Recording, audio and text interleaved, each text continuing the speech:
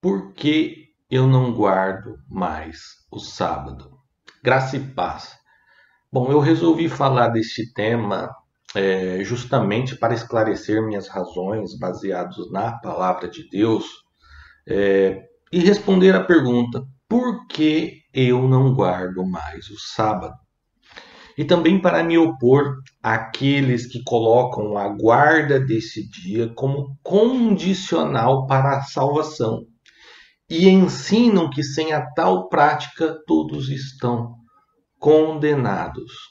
Bom, e também para mostrar que aquele que se diz guardar o sábado precisa daquele que não guarda para atender às necessidades básicas da vida. Bom, então para tratar deste assunto, gostaria de iniciar lendo a palavra de Deus em Gênesis, no capítulo 2, do verso 1 ao verso 3. Vamos à leitura. Assim os céus, a terra e todo o seu exército foram acabados. E havendo Deus acabado no sétimo dia a obra que fizera, descansou no sétimo dia de toda a sua obra que tinha feito. E abençoou Deus o dia sétimo e o santificou, porque nele descansou de toda a sua obra que Deus criara e fizera. Primeiramente, eu quero deixar bem claro que creio que os dias narrados em Gênesis para a criação são literais, dias de 24 horas. Eu sei que existem outras teorias, mas não vou entrar neste assunto porque não faz parte do tema deste vídeo.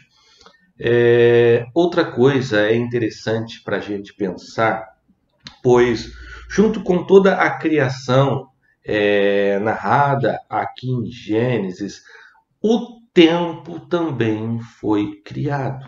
E vamos pensar também que na eternidade não existe tempo ou contagem de dias. Deus, ele está fora do tempo. O tempo é uma realidade humana. Inclusive o cansaço ou desgaste são realidades humanas. Então, quando Deus finaliza sua obra no dia sétimo, isso não significa que Deus parou de trabalhar, pois Deus nunca para de trabalhar. E quando Deus descansa no dia sétimo, não significa que Deus se cansou, pois o Senhor nunca se cansa.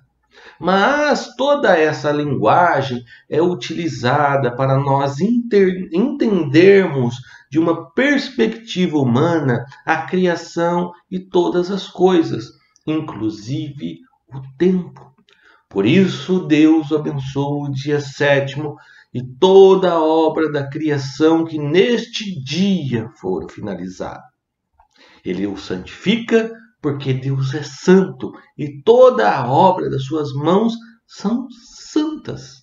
Entretanto, no Éden, não houve uma lei estabelecida quanto ao sábado. A única lei estabelecida no Éden era não comer da árvore da ciência do bem e do mal. Esta era a única lei no Éden. Mas podemos conjecturar que o homem antes da queda poderia olhar para as obras de Deus e, como um princípio, deveria parar por um momento, parar para abençoar e santificar as obras também de suas mãos, pois estavam com a missão de frutificar e multiplicar.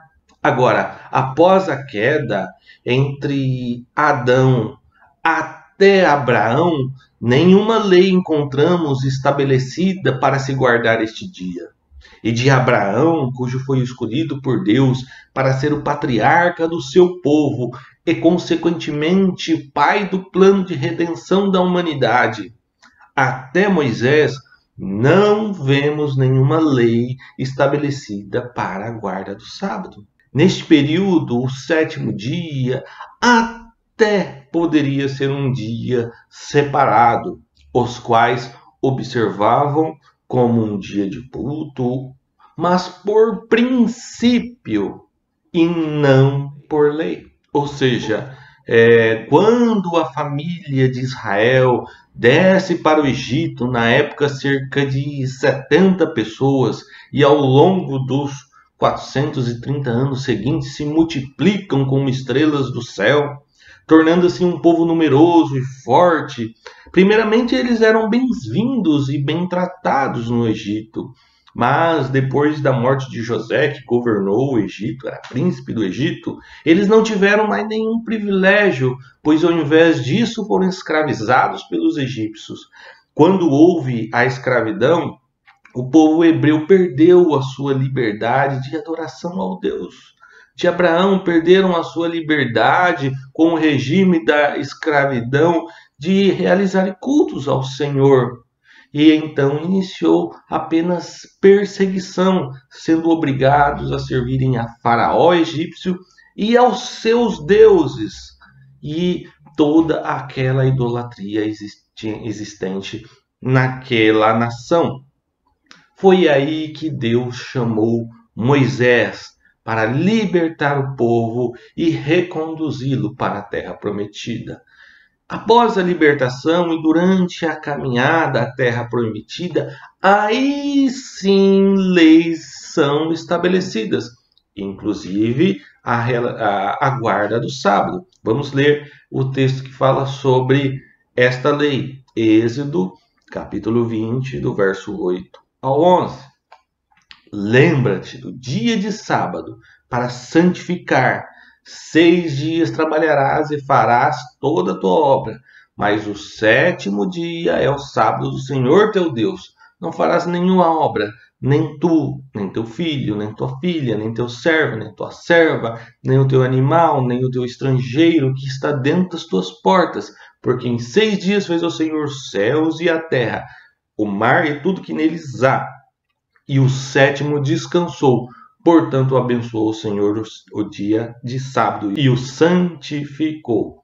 Os 10 mandamentos representam todo um conjunto de leis, em torno de 613, entre leis morais, leis civis, leis cerimoniais, impostas ao povo a fim de discipliná-los, pois depois de mais de 400 anos impregnados com uma cultura pagã e idólatra egípcia, era necessário impor leis e regras.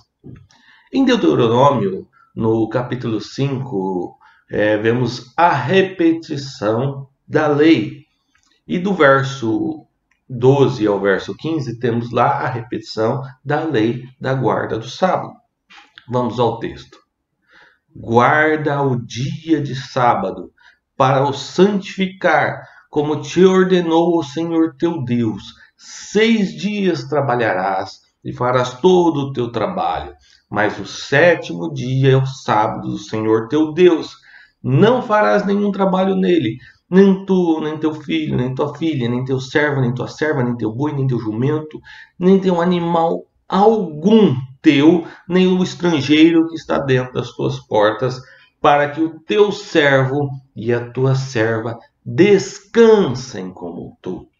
Porque te lembrarás que foste servo na terra do Egito e que o Senhor, teu Deus, te livrou dali com mão forte e braço estendido.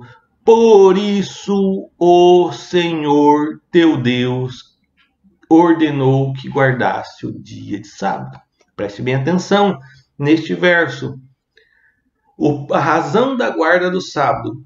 Porque te lembrarás que foste servo na terra do Egito e que o Senhor teu Deus te tirou dali com mão forte e braço estendido. Por isso o Senhor teu Deus te ordenou que guardasse o dia de sábado. Na repetição dos 10 mandamentos em Deuteronômio, apresenta um propósito qual tinha a lei do sábado. Lembrar que foram escravos no Egito e que Deus os libertou. A lei e os profetas, no decorrer da história, sempre apontavam para Cristo, ou seja, para uma esperança eterna e gloriosa. Paulo fala aos Gálatas que a lei serviu ao povo de aio, que isso no texto grego significa tutor ou instrutor, ou seja, a lei serviu de ensino para conduzir o povo a Cristo, para que pela fé fossem todos justificados.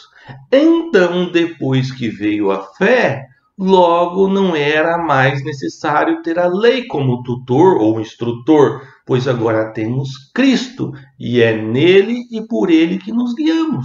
Na antiga aliança, o povo descansava em um dia para se lembrar de um período qual foram libertos. Na nova aliança, nós descansamos em uma pessoa, Jesus, para nos lembrarmos de quem nós éramos, do qual nós fomos libertos. Por isso que Jesus disse: vinde a mim, todos vós que estão cansados e oprimidos, e eu vos aliviarei. Na lei que Deus entregou ao homem, havia princípios, assim como desde o Éden havia princípios de Deus para as nossas vidas. Porém, o povo corrompido transformou os princípios de Deus que apontava para Cristo em religião. E a religiosidade afasta as pessoas de Deus, tanto que o Senhor Jesus veio para os seus e os seus não os receberam, pois estavam impregnados de religiosidade. Israel não aceitou a Cristo, porque a religião endureceu os seus corações e os cegou, pois o Senhor rompeu algumas coisas impostas pela religião, porém o Senhor Jesus jamais rompeu pelos princípios apresentados por Deus a eles. Quem segue a Cristo excede a justiça dos escribas e fariseus, onde o adultério não é só na prática, e sim quem já o cobiça, onde o assassinato não é só na prática, e sim quem já o odeia, onde aquilo que entra pela sua boca não é o pecado, porque sai pelo ventre, mas o que sai da sua boca, aquilo que você fala, isso sim é pecado, porque procede do coração. Em Cristo não santificamos um dia, mas nos santificamos todos os dias. Em Cristo não adoramos em um dia, mas somos adoradores todos os dias. Os religiosos se incomodavam que Cristo curava no sábado, que Cristo permitia que os seus discípulos iriam colher espigas no dia de sábado para se alimentar. O Senhor Jesus é Senhor do sábado, pois Ele criou o tempo e os princípios dados por intermédio deste dia. É lícito fazer o bem no sábado? Devemos fazer o bem todos os dias. A religião às vezes lhe proíbe de trabalhar no sábado, lhe impondo um juízo de condenação por isso. Trabalhar para o sustento da sua família e cumprir os seus compromissos é fazer o bem ou fazer o mal? Para pensar. É muito fácil julgar quando o seu trabalho não lhe obriga a trabalhar no sábado. Mesmo assim, a maioria dos trabalhos que obrigam é para uma necessidade, é para suprir a necessidade de um bem comum. Todos nós precisamos todos os dias de energia elétrica, de abastecimento de água, de gás. Hoje em dia ninguém vive sem internet, de transportes públicos, de hospitais, de polícias, de bombeiros e muitos outros tipos de produções precisam trabalhar no sábado para dar conta da demanda e atender a necessidade de milhões de pessoas cuja você que julga faz parte. Agora, se você é um daqueles que está desempregado porque as oportunidades que lhe apareceram pedem que se trabalhe no sábado e você não aceita por medo da condenação dos religiosos, pede a eles que lhe paguem as suas contas e sustente a sua família. Veja se isso eles querem. Agora, se você é um verdadeiro cristão, seja em qualquer dia, em qualquer tempo, e em qualquer lugar, Cristo deve resplandecer em você.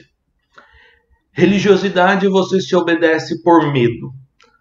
cristianismo se vive por amor.